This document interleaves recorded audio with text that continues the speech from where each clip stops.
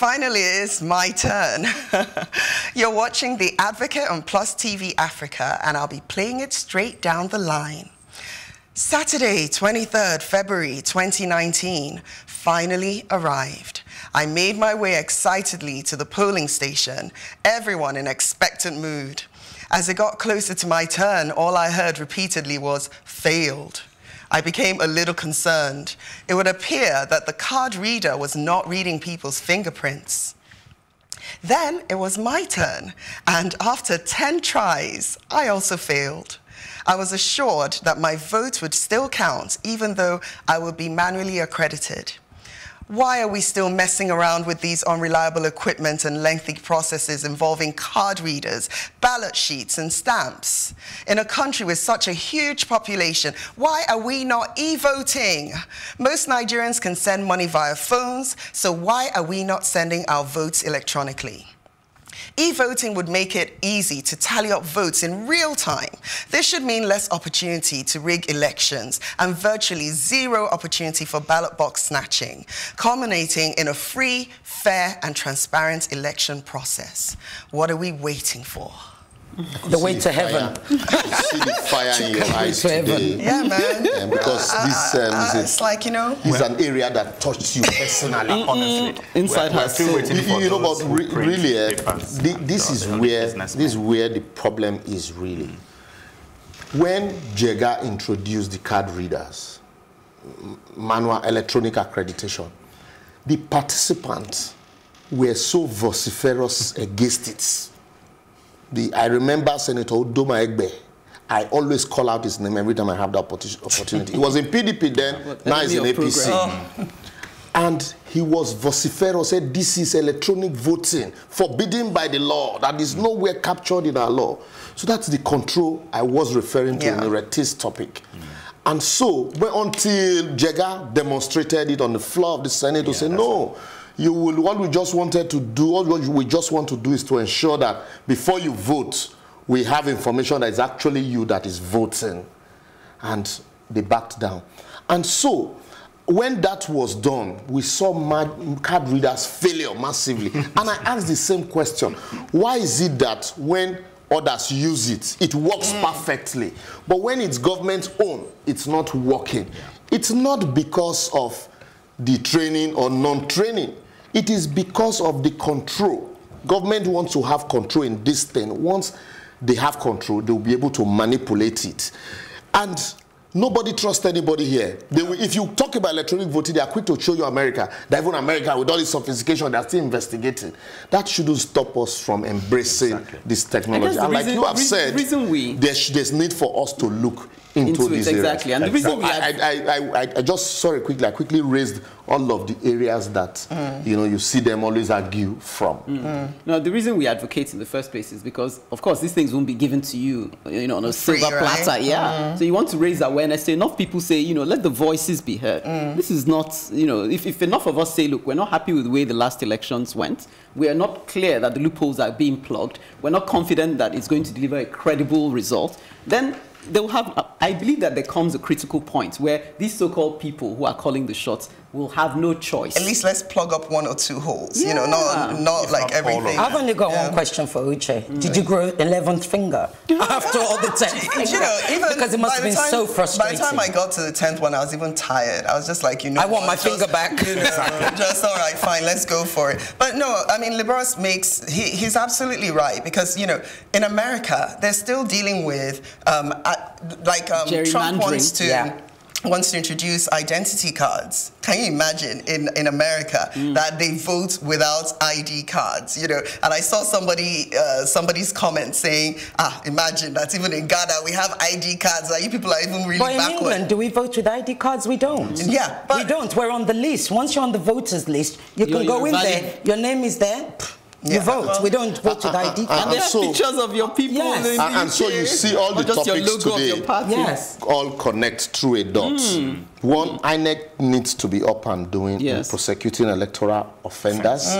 We need to begin to look at it from the point of view that we are the leaders that can push the process forward. And if you push the process forward, somebody somewhere will listen. And then also you need to look at this whole big INEC issue from the project management point of view, that it is a project that needs to be executed. So you need professionals to handle all of that. And so when you take it from that perspective, you someday arrive at e-voting. And so that would, when you have e-voting, you have people with ideology on the side who will not defect or decamp. And this is so necessary, because I can tell you that there's voters apathy right now. The fact that none of, the governorship elections, they're coming up. And I can tell you right now that I don't even feel like I should waste my energy going to vote. And I'm so saddened by that, because me, I'm an ardent voter. I'm very big on voting. I will tell everybody, including my dog, to go and vote. So right now, no, I'm heartbroken, because I now know that my vote really does not mean anything. So unless we make these changes, or some of these changes, I really believe that many Nigerians, come the next election, they will be like, in fact, Nnamdi Kanu was right. Let me just be the devil's advocate. Please, 1 minute. Let me tell you the difference between your vote and the vote of the place where the card reader didn't work at all. In yours, it was malfunctioning, so they did your accreditation manually. So in such places, INEC reckon with the manual vote, manual accreditation. But in places where it didn't work at all, and that means for INEC, they have bypassed the process, and then they did all manual accreditation. INEC said there was no accreditation at all, so there was no need taking vote from those places. That was why they rejected. That was why they rejected votes from those places. The devil's, I mean, since we're all agreed, and I think maybe to broaden the discussion a little, you talk about e-voting, and what do we mean by e-voting? Electronic, because we have to remember our viewers, women electronic voting. And now, when you look at doing things electronically, it can be broken up in so many different ways. So we've still yet, if we're going to discuss electronic voting, what device, how, what's the channel of electronic that we are going to use to vote? So think of a country that has lots of cybercrime. In fact, before cyber came, you were telling me earlier that village that had, Mr. 419. Do you understand? So, we don't have, what's it called, digital security and legislation. I mean, Laboros, you're the lawyer.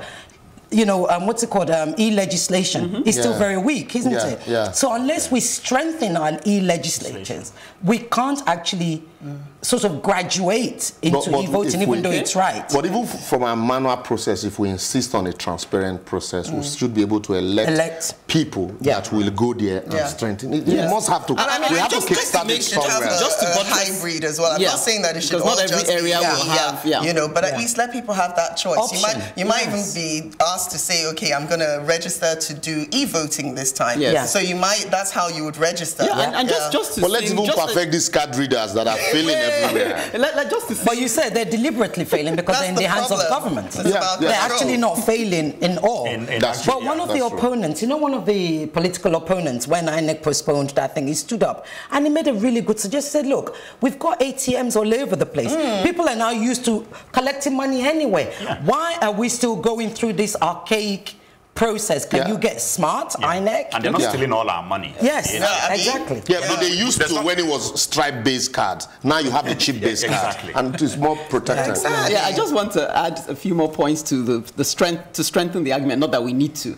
Some of the things I envisage going forward, if we do this e-voting, is also the fact that voter education will go through the same channels. So, like now, people don't even know what the candidates believe. Perhaps you can have, an app on your phone or something where they're allowed to download and say, this is what I stand for, and you can now ask a question directly to whoever it is, Abaji, and say, look, what do you feel on this? And they can, so all these posters, you now take away the money, the big posters, there should be, and you get it down to the finer details of, you know what I mean? You now zoom in on the issues, and so people can't assume that you're going to vote for them based on the big posters anymore, because you're getting your own personal feed on your phone and you're interacting with them directly.